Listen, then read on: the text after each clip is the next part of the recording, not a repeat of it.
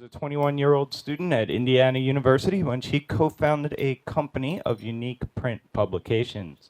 Tonight, we are going to learn how a fuck-up led her and her co-founder to nearly destroy her business. Please give it up for Adrian.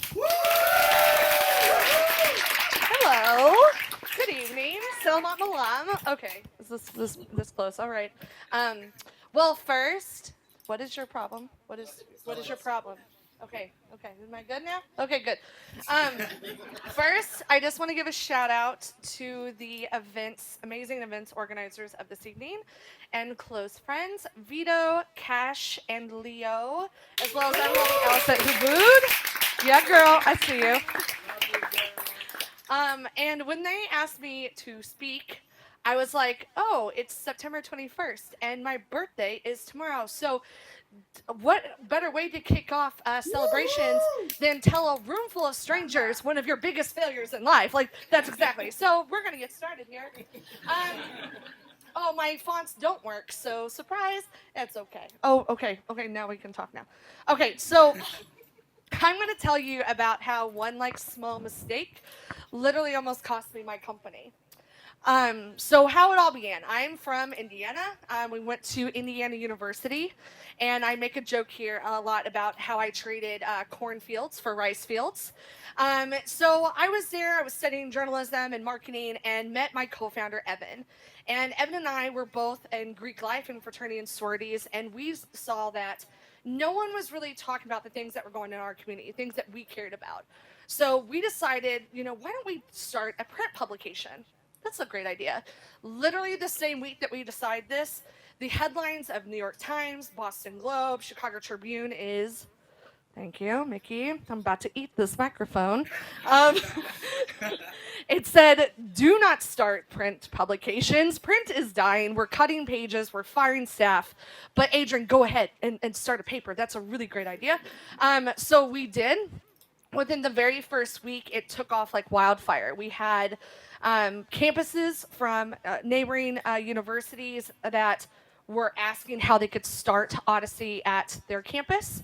And we had, by the time that we were ready to graduate, we had four publications at four universities. And these were all unique, 16-page, full-color papers. So we're sitting there in my kitchen table trying to figure out, we're about to graduate. Are we going to stick with this or get real jobs because that's what our parents want us to do? And we're like, nah, we're just going to do this because that sounds like a better idea. So we graduate. 4 days later, we move to Indianapolis. And we move into our new office. And we are so excited because what would you expect in a tech space in a brand new office? Come on.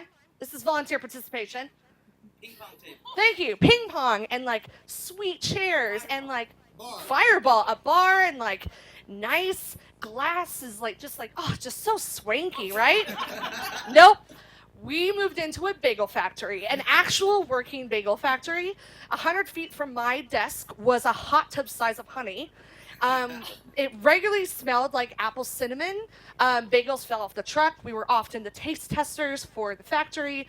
It was kind of wild, but we loved it. We loved that it was scrappy. We loved that we didn't have air conditioning one summer. It was 95 degrees. And we were just following something that we loved. And like Tiago was saying, like we working 18 hours a day, just like hustling. And we're hiring more people. And we're getting to so I want to fast forward to year 4, because once we graduated, we had 4 publications, then we had 18, then 27. And then in year 4, we're at 33 publications that are completely unique, printing every single week during the year. We have more than 500 people around these campuses writing things that they're passionate about. And then we have 15 employees. We're starting to get major traction in our community, in the press. We are having stacks and stacks of papers. Not the kind of paper that I wanted at the time, but papers. And then we closed our first 6-figure client. And we're just like killing it. Obviously, America, there's Fireball on that bus, by the way. And just having like the greatest time. We're loving what we're doing. We're loving the people we're working with. So it's about this time that you would cue the fuck up, right? So we had this thing that, Chris, you're going to really appreciate this. We had this thing that we were taught in school. get the 4.0, have the best internships, get the best experiences, land the best job. And so we took that same principle that we were taught and used that for our hiring set. So we only hired people that had the 4.0s, that came from the best universities, that were 10 years older than us and had all this experience in the company. And we started to see this shift where the culture started to get really odd.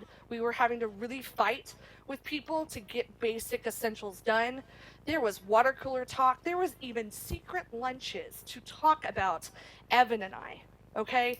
So it got to the point that Evan and I didn't even want to come into work anymore. Think about this. You've worked for 4 years, blood, sweat, and tears type of MBA. You've worked 80, 90, 100, 120-hour weeks. You're taking no pay, and you can't even like fathom coming into work anymore. That week, we went from 15 employees to 5. 10 people were fired or quit, and we're in the middle of our production season. So the remaining, we had 4 people on the executive team and a lovely designer that was still with us today. But we had the 4 people, we literally locked ourselves in a room and we were trying to figure out what the hell happened. We followed all the basic structure of business. We hired these smart people. And what we came to figure out, it was the culture. We did not hire for culture, we hired only for skills. So this was our fault. As much as I would like to blame the other people there, it was our fault. We were the leaders of the company. We did not identify. We didn't lead. So we spent the remaining of the weekend essentially locked in this room to figure out a way that we can build a tangible culture, something that was institutional, something that we can continue. So we came up with a list of values and principles and actually put together an Odyssey code of culture. And it was a 6-foot tall, 4-foot wide board that sat in the office. And it contained things like work on yourself always, loose lips, sink ships, make the client is our priority, your work together as a team, like things that are basic principles, but that we had just forgotten. And that dictated everything for the future, from hiring to firing to whether we took on a project. And we didn't only just do that institutionally, like inside our full-timers, but I was still, we were finding ways to bring that culture to the creators and to our sales team on all these campuses. So I was even writing notes on a weekly basis to our team to remind them of the mission, to tell them how excited we were about their success, and to keep it going. And so we started to really see some progress.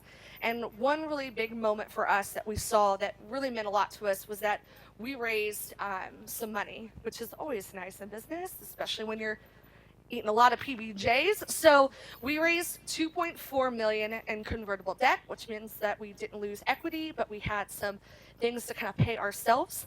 And we also got to move out of the big old factory and get this sweet, swanky tech office, which was nice.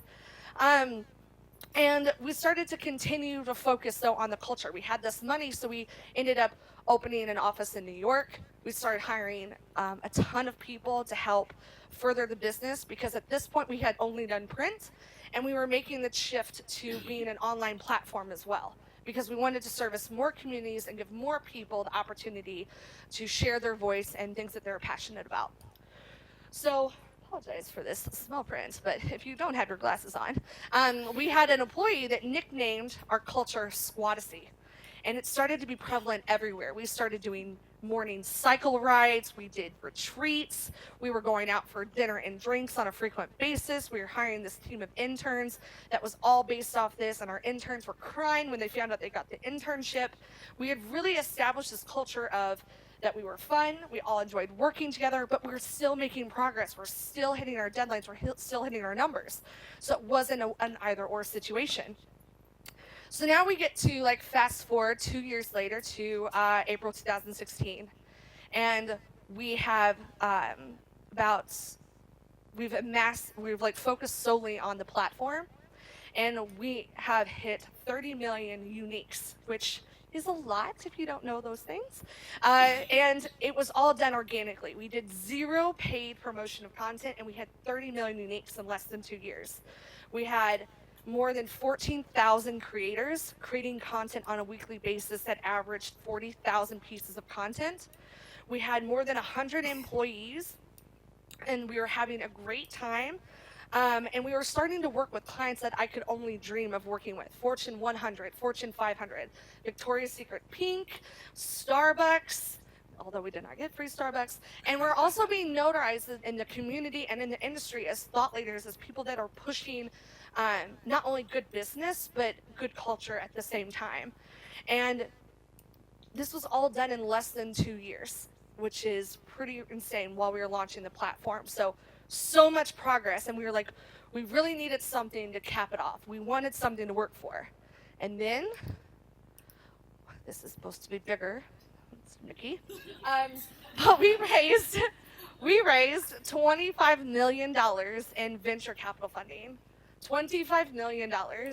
So you can say we celebrated a little bit. It was very exciting to get some money to like kind of really like verify and credibility of what it is. But even more so, what was exciting is that our lead investor, which is known in the industry, has had $2.5 billion in exits, wrote a LinkedIn post about us when he invested, and he said two things that really stuck with me. One is that it was the most exciting company that he had seen since investing in BuzzFeed, which that really sets the table high, right? But then more importantly, that Odyssey's business is strong, but it's the people that drew him to the business. So it really solidified that focusing on that culture really made a difference on our bottom line and just our overall happiness. So I know there's a lot of digital nomads in the group tonight, so not a lot of you are having larger companies or you're part of one.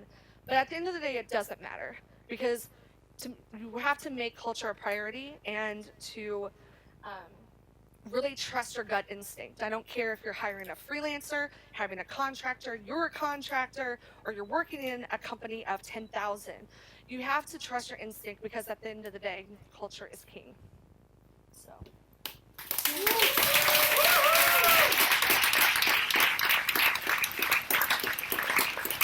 Thank you, Adrian.